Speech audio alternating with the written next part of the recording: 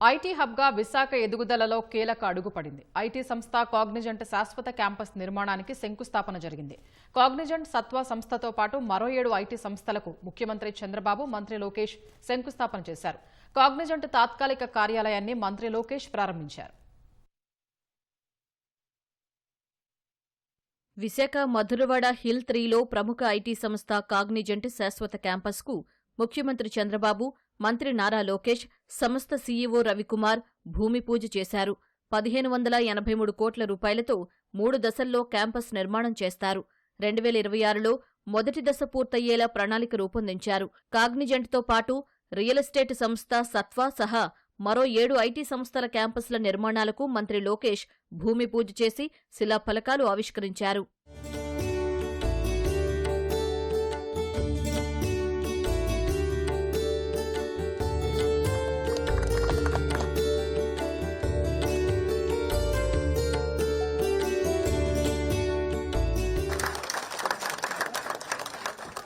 $2032 నాటికి Visakha economic రీజియన్ను $135 billion ఆదాయ కేంద్రంగా మారుస్తామని సీఎం చంద్రబాబు విశ్వాసం వ్యక్తం చేశారు.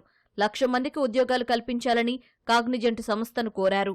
విశాఖపట్నం ఈ సెంటర్తో నేను ఒకటే రవి గారికి చెప్పా, 5,000 10,000 కాదు, మినిమం 25,000 ప్రారంభం. ఇది 50,000 1,00,000 పోవాల్సిన అవసరం ఉంది. బిగ్గెస్ట్ సెంటర్ ఇన్ ఇండియా ఇది విశాఖపట్నం.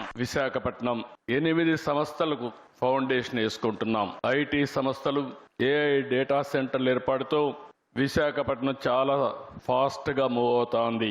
2032కే ఈ ప్రాంతంలో దగ్గర 125 నుంచి 135 బిలియన్ US ఆదాయాన్ని వచ్చేట్టుగా ఎకనామిక్ రీజియన్ ని అభివృద్ధి చేస్తామని చెప్పి కూడా నేను మీకు తెలియజేస్తున్నా.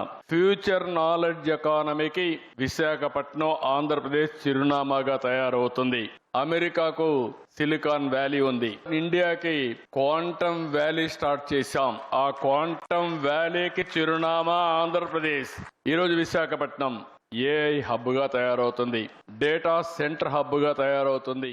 రాష్ట్ర ఆర్థిక వ్యవస్థ పరివర్తనలో విశాఖ ఎకనామిక్ రీజియన్ కీలకంగా మారనుందని మంత్రి లోకేష్ అన్నారు. దేశంలోని ఇతర నగరాలతో కాకుండా ప్రపంచంతో విశాఖ పోటీ పడుతోందని అన్నారు.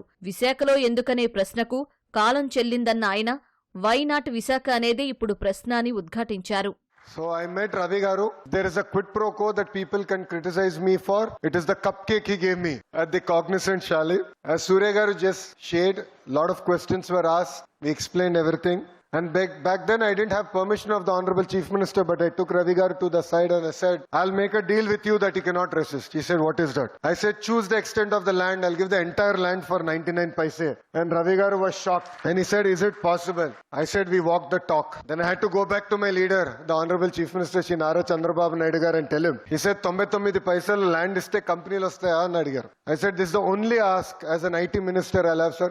Please give me that flexibility and we will script history in Visakhapatnam, and I'm proud to say that we were able to clinch Cognizant, bring them here, and from this dais I'd like to make a promise to the Honorable Chief Minister. Sir, you always talk about the 1995 era that you're proud of. 2024 era has started. We will make you proud. We will make Andhra Pradesh proud.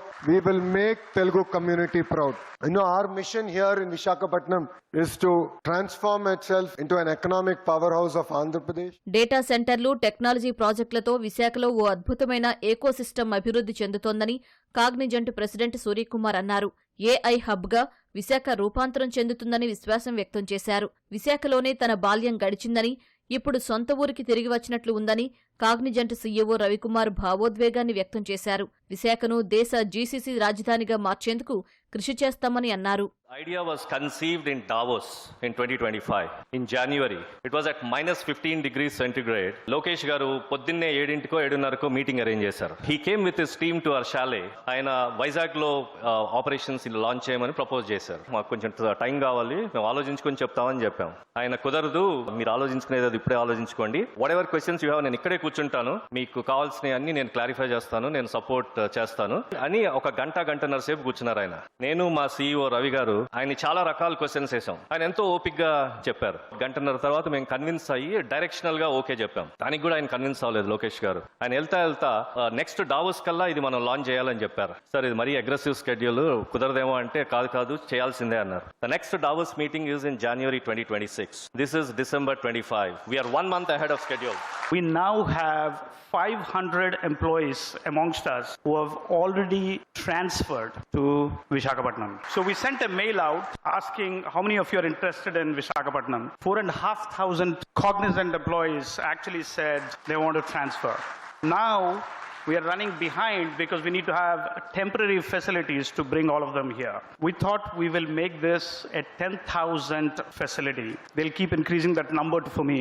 Now we have got to 20,000, then we have got to 25,000. So we're going to get this to 25,000. So if we really do 25,000 jobs, we will create 1 lakh jobs downstream. We will also start to think about how do we attract GCCs into Visakhapatnam. I'll work with the government. We set up GCCs for our clients. We will use that as a way to get the first pilot set of GCCs here. If those happen, we can also make this a GCC capital for India.